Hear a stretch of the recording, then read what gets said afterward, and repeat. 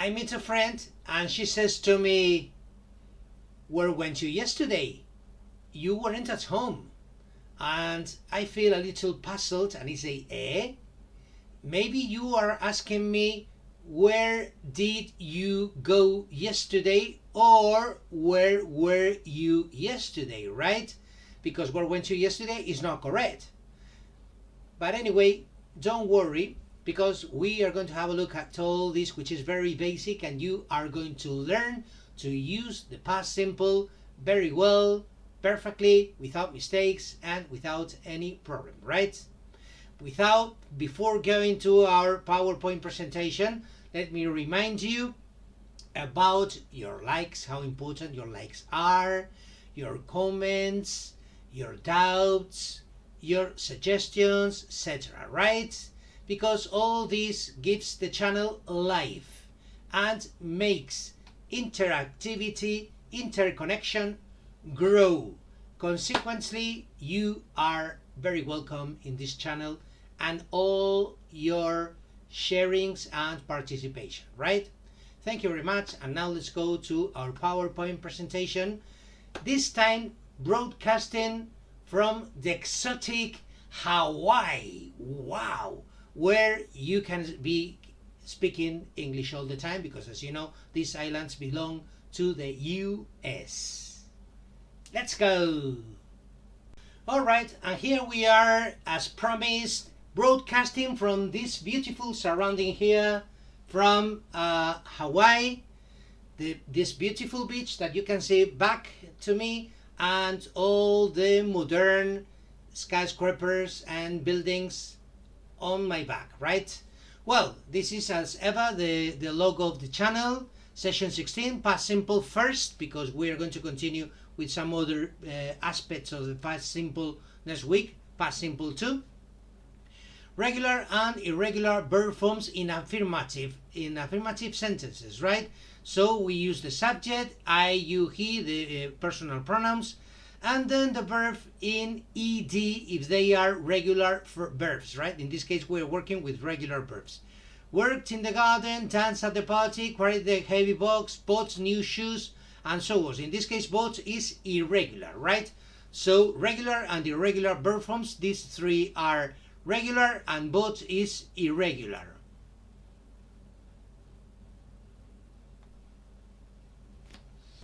All right, and just we start working with the past simple, right? In this case, you can see the structure of the past simple. The affirmative sentences start with the subject, then you can use an adverb of frequency if you want, right? Adverbs of frequency can go at different places in the sentence, but I always recommend to use them before the verb, because all of them can go there, and no matter if the sentence is positive, negative, or interrogative, right? They always go before the verb. So that's my advice for you. Use them always before the verb. So subject plus adverb in brackets, because maybe you're not using any adverb, right? Then the verb ending in ed if it's regular, or the second column if it's an irregular verb, right? And then the complements. If it's negative, we use the subject plus the auxiliary verb, the past auxiliary verb that is always used to ask questions or to make negatives. Did plus not.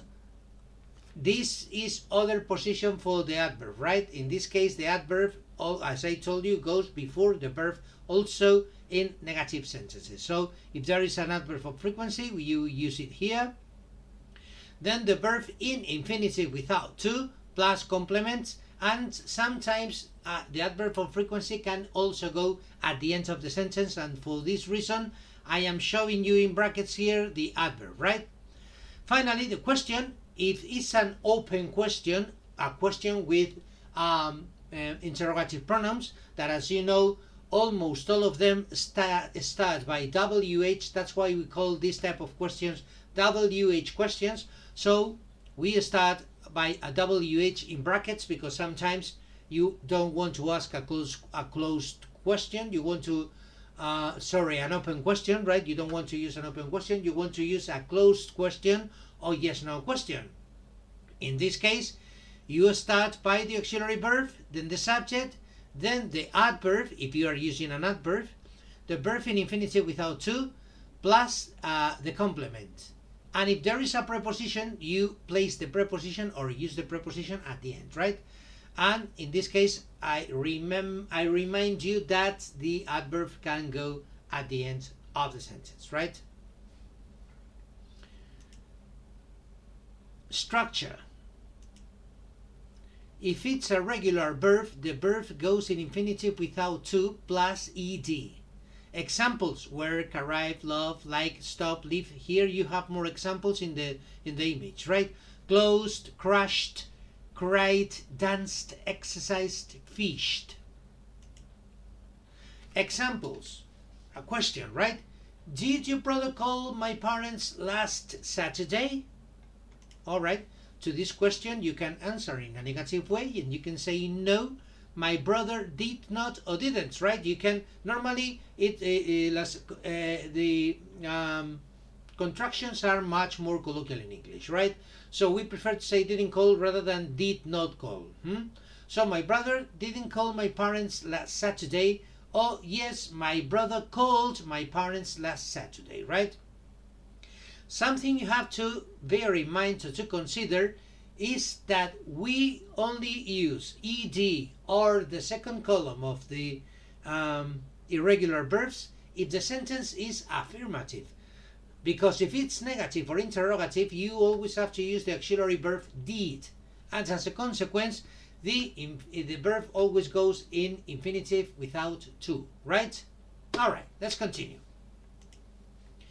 Irregular verbs form in the second column of the irregular verb. For example, see, the past is so, think, thought, feel, felt, choose, chose, burn, burned, sent, sent. And you have some more examples here in the image, right? Make, made, eat, ate, sit, sat. This is, I have to tell you, I know that people don't usually, you don't usually like learn things from memory, but in this case it is very, very convenient to memorize all the irregular verbs, right?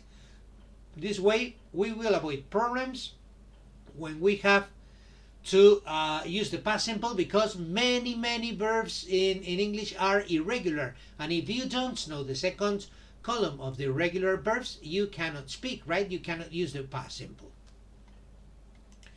One more example. Did you see my sister in the disco yesterday? Remember, the verb in infinitive without to and the auxiliary verb did. Yesterday, if the answer is negative, we have to answer with the auxiliary verb, right? No, I did not or didn't see your sister in the disco yesterday. And if it's affirmative, then the verb is, in this case, because it's irregular, from the second column, and it's I saw, right? Yes, I saw your sister in the disco yesterday. This is a reminder about what the past simple serves for, right? Past specific moments. It reflects specific moments in the past. Now we're going to continue, in this case, with some other aspects of the past simple. Simple past questions with and without a subject, right? Questions without a subject. Who plus verb ending in ed or second column plus C. Subject question. Who invited you? My friends invited me. Object question. Who did you invite? I invited my friends.